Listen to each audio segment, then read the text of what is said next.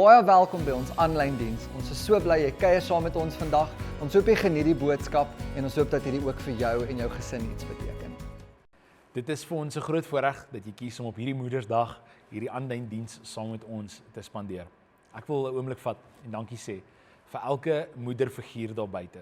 Of jy nou kinders het of nie, dankie vir die impak wat jy maak in die mense rondom jou. Ons almal het 'n ma-figuur in ons lewe wat nie ons eie ma's was nie, wat ons dalk vandag 'n boodskap voor moet stuur en sê dankie dat in seisoene van my lewe was jy soos 'n moederfiguur vir my, of dankie dat jy nou soos 'n moederfiguur vir my is. Die van julle wat 'n ma het wat nog lewe, stuur vir haar vandag 'n boodskap. Maak seker dat ons celebrate ons ma's. Ons ma's doen soveel vir ons. En ek besef ook dat vandag is 'n moeilike dag vir soveel mense daar buite. En ek is dalk is jou verhouding met jou ma gebroke. Dalk wil jy 'n mamma wees en die Here het nog nie dit so bestem nie. Ek vra ook dat jy in hierdie dag die Here se genade en nabyheid sal beleef. Kom ons bid saam en dan gaan ons in ons boodskap inspring. Here, dankie vir die voorreg wat ons het om vandag uit u woord uit iets te kom leer oor gebed weer eens, uit die gebed van 'n mamma uit, en ek wil kom vra Here, mag u woord oopbreek in Jesus naam. Amen. So, voordat jy hierdie diens afskakel, jy is dalk 'n enkellopende man of 'n ouma en jy dink, ag, 'n oupa, wat ook al, en jy dink hierdie boodskap is net vir die mammas, dit is nie. Wat ons so in ons hart beleef het, is dat ons wil in hierdie oggend na 'n ma se gebed kyk, 'n vrou wat in die woord gebid het, en hoe die Here haar geantwoord het en lesse daaruit vat. En hierdie vrou, na wie ons vanoggend gaan kyk, se naam is Hanna. Hanna was 'n vrou wat baie graag 'n kind wou gehad het, nie 'n kind gekry het nie, en hierdie versigtinge na die Here toe gebring het, hierdie drome na die Here toe gebring het. En ek wil na hierdie storie vanoggend net so 'n paar oomblikke kyk en kyk wat kan dit ons leer oor gebed. Ons is tans in 'n seisoen wat ons as gemeente beleef. Die Here sê vir ons moet 'n huis van gebed wees en ons moet bid en ons afhanklikheid net weer eens op hom verklaar. Ons was nog altyd afhanklik van die Here, maar nou kom verklaar ons dit voor die Here. En dis hoekom ons in gebed is. En met dit gesê, vat ek jou na 1 Samuel toe. 1 Samuel 1 vanaf vers 1 tot 7. In Rama, in die heuwelgebied van Efraim, het daar 'n Sefiet gewoon met die naam Elkana. Hy was die seun van Joragam en die kleinseun van Elihu uit die familie van Togu, van die familiegroep van Sif uit Efrate. So dis die man wat ons nou lees, dit is Hanna se man, en ons gaan so 'n bietjie oor hom ook gesels vanoggend. Hy sê, hy het 2 vroue gehad, Hanna en Penina. Penina het kinders gehad, maar Hanna was kinderloos. Elke jaar het Elkana en sy gesin na Silo toe gegaan om daar te aanbid en offers vir die Here die Almagtige te bring. Die priesters van die Here daar was Hofni en Finjas, die 2 seuns van Eli. Wanneer Elkana sy offers bring, het hy gewoonlik gedeeltes van die offermaaltyd aan Penina en haar kinders gegee. Al het hy Hanna baie lief gehad, kon hy vir haar net 1 deel van die offer gee, omdat die Here nie vir haar kinders gegee het nie. Maar Penina het Hanna oor haar kinderloosheid gespot en verneder. Dit het jaar na jaar gebeur wanneer hulle na die huis van die Here gegaan het, en dit het Hanna so laat huil dat sy nie wou eet nie. Nou, ons kan hierdie gedeelte lees en dalk net dink, hierdie vrou was hartseer geweest omdat sy nie 'n kind gehad het nie, en dis 'n baie groot gedeelte van wat hier aangaan. Maar in die Ou Testament, en intendeel nog 'n baie Joodse gebruik vandag en 'n Oosterse gebruik, as jy nie 'n kind kan kry nie, dan word jy gesien as iemand wat vervloek is. En Hanna het so gevoel, sy het vervloek gevoel. Maar nie net was sy vervloek nie, daar was die om haar wat haar gespot het, omdat sy nie het wat hulle het nie. En dit is vir my interessant, hierdie vrou het ongelooflik seer, en sy het hierdie behoefte van die Here, en sy gaan deur hierdie ongelooflike moeilike tyd in haar lewe, waar iemand het wat sy graag wil hê. En dan spot hulle nog daaroor ook, en dis aaklag en is seer. En hierdie vrou het seer. En weet julle wat vir my interessant is wat sy met daai seer doen. En ek wil lees graag vir jou wat sê vers 10, want ek dink vers 10 is wat ek uit hierdie gedeelte uitvat. Jy sê, ek is nie 'n ma nie, ek is nie 'n Hanna nie, ek kan nie kinders kry nie, so ek kan nie hartseer wees dat ek nie kinders kry nie. So wat kan ek leer by haar as man? En ek lees vers 10 en dit sê die volgende. Hanna was baie ontsteld, en terwyl sy onbedaarlik huil, het sy tot die Here gebid. Jy sien, hierdie vrou se reaksie uit haar pyn uit was om na God te draai en met hom te praat. Daar's mense wat vandag aanlyn kyk en jy gaan dalk deur ongelooflike moeilike goed, soos ek nou genoem het, dalk is Moedersdag vir jou 'n moeilike dag. Daar's dalk mense daar buite wat hierna kyk en sê, "Nee, ma is nie meer in my lewe nie." Of dalk jou eerste Moedersdag sonder jou ma. Dalk is dit al 'n paar moeders daar wat jou ma nie meer hier is nie en sy het gesterf en dis seer en jy wens sy was hier, of jy en jou ma is van mekaar vervreemd, of dalk is daar sekere mense wat nie eens weet wie hulle ma is nie, en daai goed kan emosie in ons wakker maak en seer in ons wakker maak. Maar daar's ander areas wat dalk nie eens oor jou ma gaan vandag wat jy terwyl jy na hierdie boodskap kyk. Dalk is dit goed wat in jou lewe gebeur het, goed wat mense oor jou gesê het, net moeilike goed. Mag ons na Hanna kyk en soos Hanna wees dat in hierdie moeilike tye draai ons nie na mense se opinies toe nie. Ons draai nie na onsself toe nie. Ons draai definitief nie na drank of iets op die aanlyn of jy weet enigiets wat ons vir 'n oomblik ons aandag wegvat nie. Ons draai soos Hanna na die Here toe, soos vers 10 sê. Sy was ontstel, sy het onbedaarlik gehuil en sy het tot die Here gebid. So daar waar jy vandag is, as jy vandag hierdie emosies maak iets in jou wakker, wil ek jou uitnooi. Pause hierdie video, draai na die Here toe en sê, Here, hier's my seer, hier's my pyn.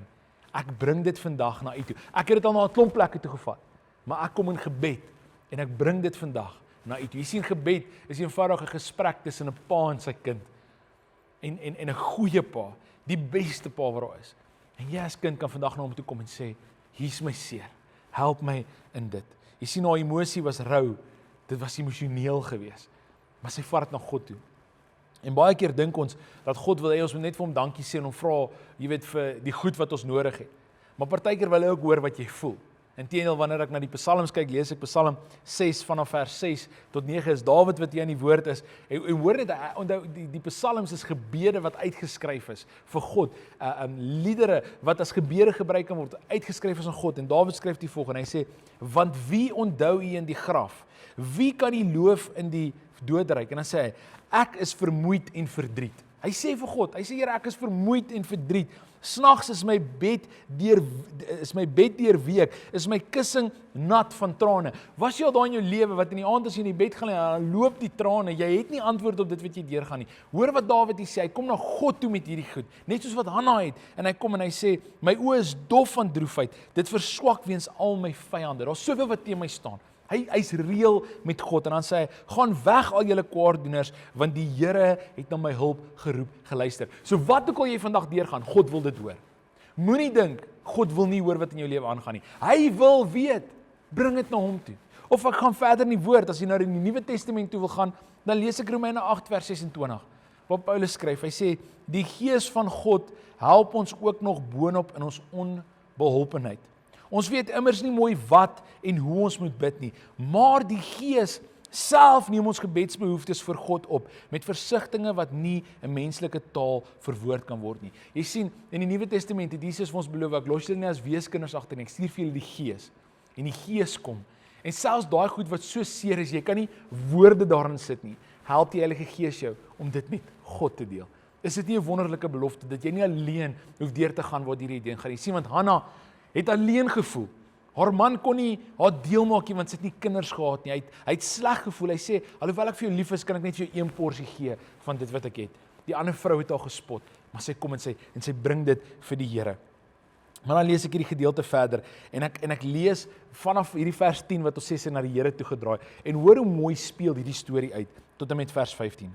Hanna was baie ontsteld, en terwyl sy onbedaarlik huil, het sy tot die Here gebid. Sy het 'n gelofte gemaak, o Here Almagtige, as U tog net my verdriet wil raak sien en my gebed verhoor en vir my 'n seun gee, sal ek hom vir U teruggee. Lewenslank sal hy aan U behoort. As teken daarvan sal sy hare nooit gesny word nie. En terwyl sy besig was om te bid, het Eli haar dopgehou. Haar lippe het beweeg, maar 'n mens kon niks hoor nie. Hy dink toe sy is dronk. Moet jy dan besope hier aankom, sê hy. Los die drank uit. En o nee, antwoord sy, meneer.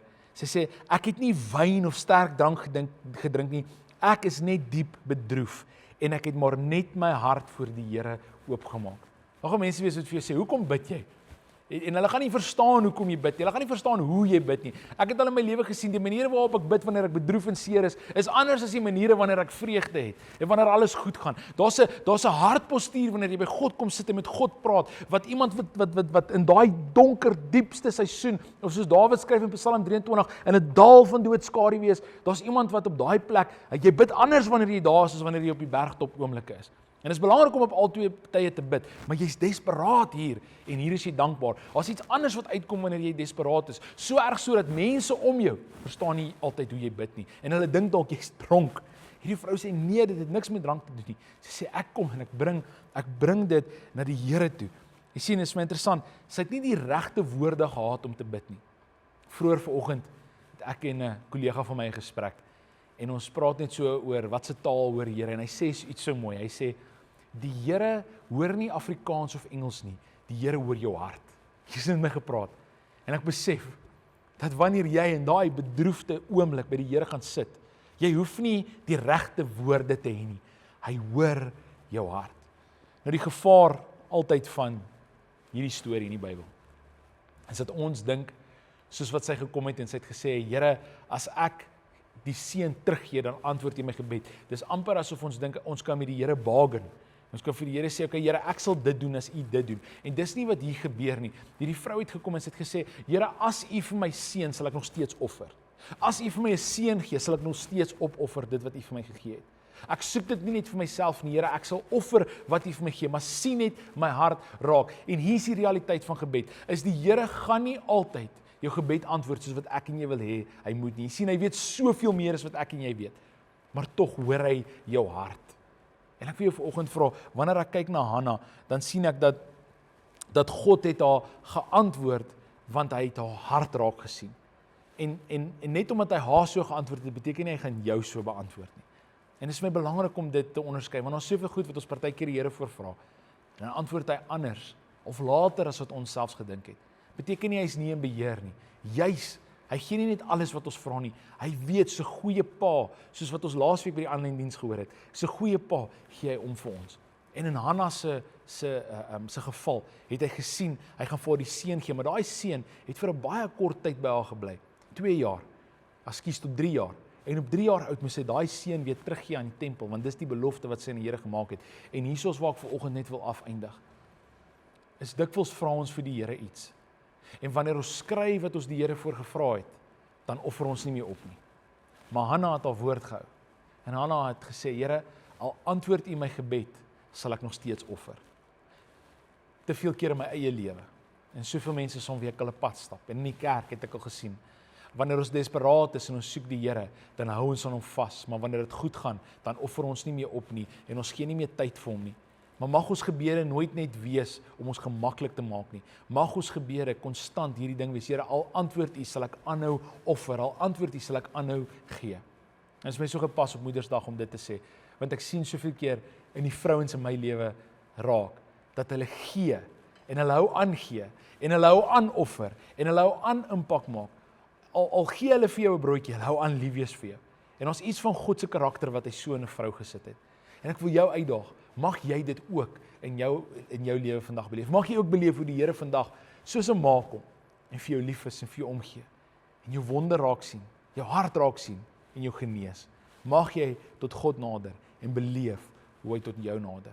Kom ons bid saam. Here, dankie dat U goed is. Dankie dat U uit Hanna se storie vir ons leer, Here, dat ons kan met ons gebrokenheid na U toe kom en ons kan met U eerlik wees oor wat ons voel. Maar Here, wat ons voel is nie noodwendig altyd wat waar is nie.